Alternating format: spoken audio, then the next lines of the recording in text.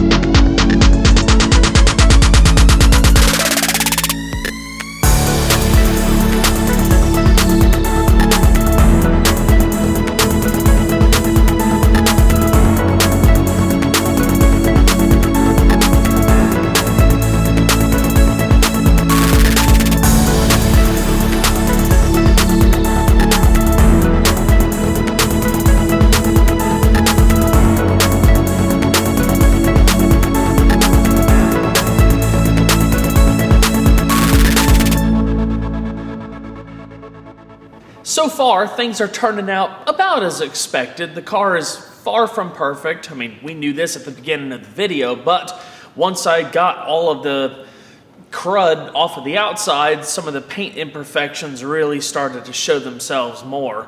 Now, what a lot of people don't realize is that a lot of that growth and mold and stuff, if it sits on the car long enough, it'll actually, root itself, so to speak, down into the paint. And if it's been on there long enough, it can absolutely destroy the paint. And that's kind of what we're running into on this car. So this entire car has been painted before. Apparently it hit a deer at one point and had some front end parts replaced, and they just repainted the whole car. So there are some adhesion issues here and there, like around the weather stripping where things were just like taped off. There's some clear coat missing on the hood, clear coat missing on the front bumper. There's some paint cracks on the back bumper. Of course, some random chips, and then of course the damage done by all of the surface growth.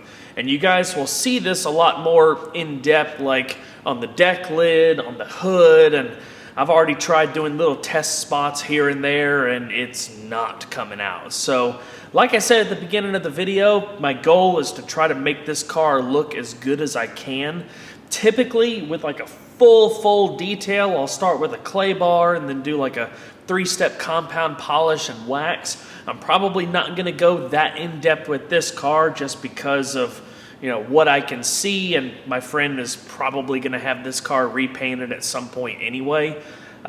So I'm going to switch gears for a moment. I'm going to go ahead and pull the wheels off the car because I am going to refinish those. And then while they're drying and curing and stuff, I can start tackling the interior.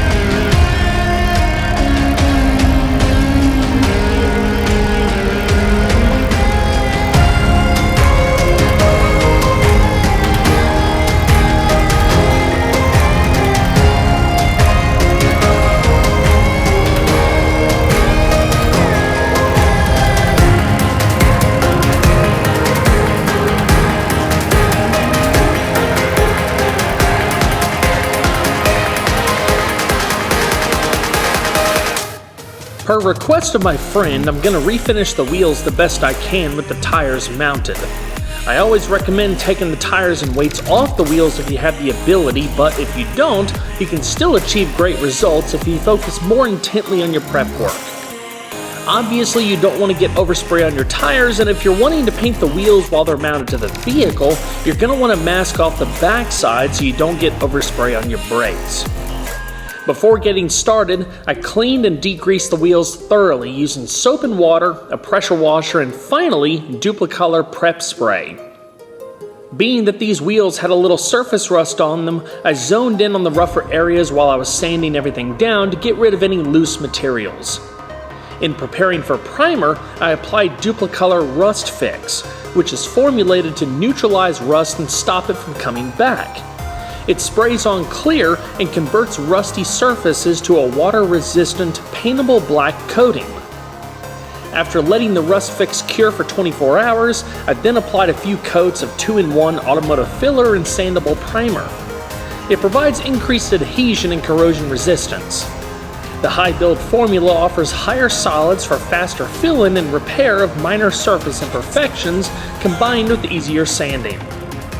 My friend wanted me to refinish the wheels as close to factory as possible, so I went with silver Duplicolor wheel coating. The paint is perfect for customizing or dressing up older wheels. It's an advanced track-tested acrylic enamel formula that restores a wheel's appearance and protects it against brake dust, chemicals, cleaning solvents, heat, and chipping. The highly durable finish offers superior adhesion to steel, aluminum, and plastic. To finish things off and give the paint even better long-term durability, I coated the wheels in Duplicolor Wheel Matte Clear Coat. After cleaning up the beauty rings and center caps, the wheels look practically new and dramatically improve the car's overall appearance.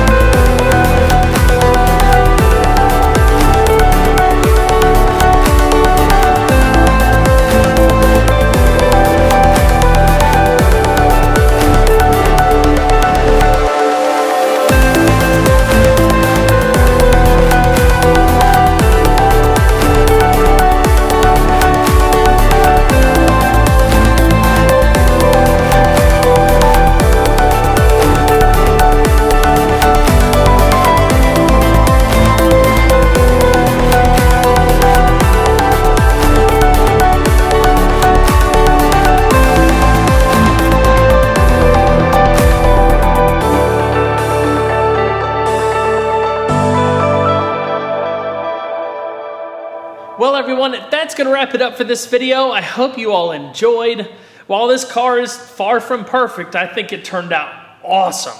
My friend is absolutely ecstatic. That's, what matters most to me at the end of the day. And he still has to do his little bit of service work, but hopefully it won't be too long that this car will be back on the road. Please don't forget to leave a like down below if you enjoyed the video, because it really helps the videos a lot. And if you haven't subscribed already, consider doing that too, and make sure you turn your notifications on so you don't miss out on the upcoming content. I'll see you guys on the next one. Take care.